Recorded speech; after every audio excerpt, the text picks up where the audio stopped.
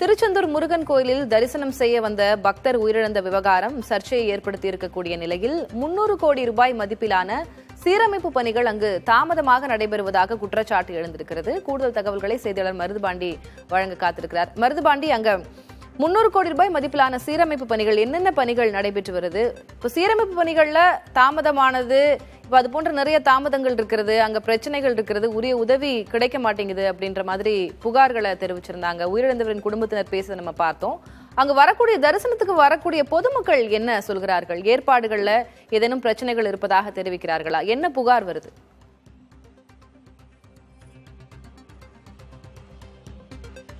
அறுபடை வீடுகளின் இரண்டாம் படை வீடாக இருக்கக்கூடிய திருச்செந்தூர் முருகன் கோயிலுக்கு நாள்தோறும் லட்சக்கணக்கான பக்தர்கள் வருகிறார்கள். குறிப்பாக வாரந்தோறும் அதாவது விழா நாட்களில் 5 முதல் 10 லட்சம் பக்தர்கள் வருவது வழக்கம். இந்த நிலையில்தான் நேற்றைய தினமானது சரியாக 5 லட்சத்துக்கும் மேற்பட்ட பக்தர்கள் வந்திருக்கிறார்கள்.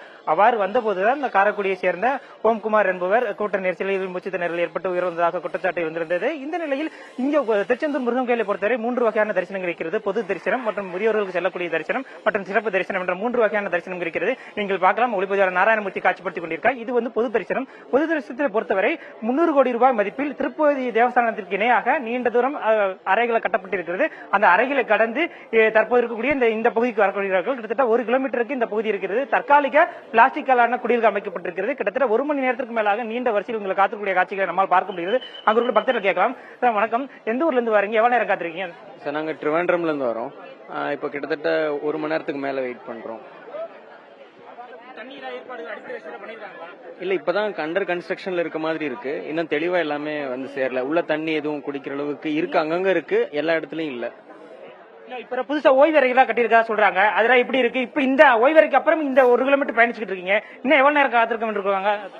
இல்ல, இன்னும் எவ்வளவு நேரம் போகணும்னு எங்களுக்கு தெரியல. தான் நாங்க ஃபர்ஸ்ட் டைம் வரோம். ஓய்வறை ஓகே தான், ஃபேன் எல்லாம் இருக்கு, ஓரளவு பெட்டரா தான் இருக்கு. நாங்க உள்ள போய் பார்க்கல, போர்டு மட்டும் பார்த்தோம். சித்தா இருக்கு. நீங்களே கேட்டிருக்கலாம். இந்த பொறுத்த வரைக்கும் 300 கோடி ரூபாய் மதிப்பில் திருப்பதி தேவஸ்தானத்துக்கு இணையாக இந்த தங்கும் அறைகள் என்பது 4 அறைகள் கட்டப்படுகிறது. ஏனால் பக்தர்கள் நீண்ட நேரம் காத்திருக்க கூடாததற்காக அந்த ஓய்வறையில் பக்தர்களை தங்க வைக்க ஏற்பாடுகள் என்பது செய்யப்பட்டிருக்கிறது. இது மட்டுமல்லாமல் அந்த ஓய்வறை கட்டுமான பணி என்பது முழுமையாக இன்னும் முடிக்கப்படவில்லை. அதன் காரணமாக அங்கு மேலே செல்லாமல் கீழேயே அனுப்பக்கூடிய காட்சிகளை நம்மால் பார்க்க முடிகிறது. கீழேயே நீண்ட வரிசையில் காத்திருக்கிறார்கள். கோடை காலம் என்பதால் வெயிலின் தாக்கம் என்பது அதிகம் இருக்கிறது. சிறுவர்கள், பெரியவர்கள், முதியோர்கள் என அதிக அளவு குழந்தைகளுடன் இருக்கக்கூடிய காட்சிகளை நம்மால் பார்க்க முடிகிறது. இன்னும் மற்றொரு பக்தர் இருக்காங்க, அவங்க கேட்கலாம். சார் வணக்கம், எந்த ஊர்ல இருந்து வரீங்க? குழந்தை யாரா கூட்டு வந்திருக்கீங்க? ஏற்பாடு எப்படி பண்ணிருக்காங்க? திருவண்ணாமலையில இருந்து வந்திருக்கோம். வெயில் தான் ரொம்ப அதிகமா இருக்கு. அதுக்கு ஏன்னா ஏசி அது மாதிரி எதனா போட்டா நல்லா இருக்கும். அங்க குடோன் மாதிரி போட்டாங்க, அங்க நல்லா இருந்துச்சு. அதுக்கப்புறம் ஃபுல்லா வெயில தான் வந்துட்டு இருக்கோம். ஒரு 1 ஹவருக்கு மேல இருக்கும். அடிப்படை வசதிகள், குடிநீர் வசதி அதெல்லாம் பண்ணிருக்காங்களா? முதல்வர் சிகிச்சை மையம் இருக்கா? அதெல்லாம் இருக்கு. முதல்வர் சிகிச்சை மையம் அங்க ஒண்ணு போட்டிருக்காங்க. ஆனா அதுக்கு வழி எங்க இருக்கு தெரியல. பார்த்தோம், அங்க அந்த பக்கம் லெஃப்ட் சைடுல இருக்கு. தண்ணி வசதி இருக்கு. பக்தர்களை பொறுத்தவரை இந்த பொது தரிசனத்தில் வரக்கூடிய பக்தர்களுக்கு இந்த கட்டுமான பணி நடைபெற்று வருவதால் தற்காலிகமாக கீழே அனுப்பக்கூடிய காட்சிகளை நம்மால் பார்க்க முடிகிறது. இந்த வரிசை என்பது ஒரு 1 கிலோமீட்டர் தூரத்திற்கு தற்காலிகமாக அமைக்கப்பட்டிருக்கிறார்கள். மேலே கட்டுமான பணி நடைபெற்றுக் கொண்டிருக்கிறது. அதன் காரணமாக பொது தரிசனத்துக்கு வரக்கூடிய பக்தர்கள் இந்த பகுதியில் நிறுத்தியிருக்கிறார்கள். சராசரியாக 1 மணி நேரம் முதல் 2 மணி நேரம் வரை இந்த பொது தரிசனத்தில் இருக்கக்கூடிய பக்தர்களுக்கு காத்திருந்து சாமி தரிசனம் செய்யக்கூடிய ஒரு நிலை என்பது ஏற்பட்டிருக்கிறது. ஆனால் அந்த முதலுதவி சிகிச்சை மையம் என்பது இந்த வள்ளி குகை எனக்கூடிய அந்த பகுதியில் இருக்கிறது. நேற்று சம்பவம் நடந்த அந்த இடத்திற்கும் இந்த இடத்திற்கும் சராசரியாக 500 மீட்டர் இடைவெளி இருக்கிறது.